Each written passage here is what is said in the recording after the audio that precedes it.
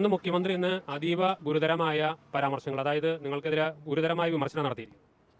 അല്ല, മുഖ്യമന്ത്രിക്ക് ഈ വിഘടനവാദത്തെക്കുറിച്ച് പറയാൻ എന്ത് അവകാശമുള്ളത്? PDPയുടെ നേതാവും ബാംഗ്ലൂർ സ്ഫോടന കേസിലെ പ്രതിയുമായി ജയിലിൽ കഴിയുന്ന മദനിയെ വേദിയിലിരുത്തി ചുംബിച്ച മുഖ്യമന്ത്രി പിണറായി വിജയൻ എന്ന് മാത്രമല്ല, മദനിയുടെ പാർട്ടിയായ PDPയുടെയും STPയുടെയും പോപ്പുലർ ഫ്രണ്ടിനെയും വോട്ട് സമാഹരിക്കാൻ ശ്രമം നടത്തുന്ന പിണറായി വിജയന് വിഘടനവാദത്തിന് എതിരെ ഞങ്ങളെപ്പറ്റിയൊക്കെ എന്തൊക്കെ പറയാൻ എന്താണ് ധാർമ്മികത? ഞാൻ ചോദിക്കട്ടെ, STPയുടെയും PDPയുടെയും വോട്ട് വേണ്ട എന്ന് പറയാനുള്ള തൻ്റെ ഇടം പിണറായി വിജയനുണ്ടോ? മദനി രാജ്യദ്രോഹിയാണ്, രാജ്യവിരുദ്ധ പ്രവർത്തനം നടത്തിയ ആളാണ്. മദനി ഈ രാജ്യത്തിന് എതിരായി നിൽക്കുന്ന വിഘടനവാദത്തിൻ്റെ പ്രതിയാണ് എന്ന് പറയാനുള്ള തൻ്റെ ഇടമുണ്ടോ?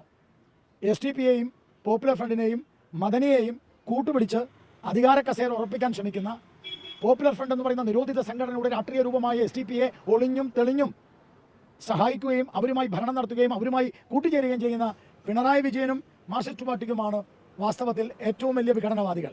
ഇവർ രണ്ടുപേരും ഈ വിഘടനവാദികൾ എന്ന് പറയുന്ന ഈ രാജ്യത്തിനെതിരായി സംസാരിക്കുന്ന STPയെയും PDPയെയും പിണറായി വിജയൻ സഹായിക്കുകയും അവരുമായി സഹകരിക്കുകയും ചെയ്യുമ്പോൾ വാദിയെ പ്രതിയാക്കുകയാണ്. വിഘടനവാദികളുമായി ഒരു കോംപ്രമൈസും ഇല്ലാത്തവരാണ് BJPക്കാർ. രാജ്യത്തിൻ്റെ അഖണ്ഡതയ്ക്ക് വേണ്ടി പ്രവർത്തിക്കുന്നവരാണ് BJPക്കാർ. ഭാരതത്തിന് അഖണ്ഡതയില്ല എന്ന് പറയുന്നവരാണ് പിണറായിയുടെ പാർട്ടി. STPയുടെയും പോപ്പുലർ ഫ്രണ്ടിൻ്റെയും മദനിയുടെയും DNA ആണ് പിണറായി വിജയൻ്റെ DNA.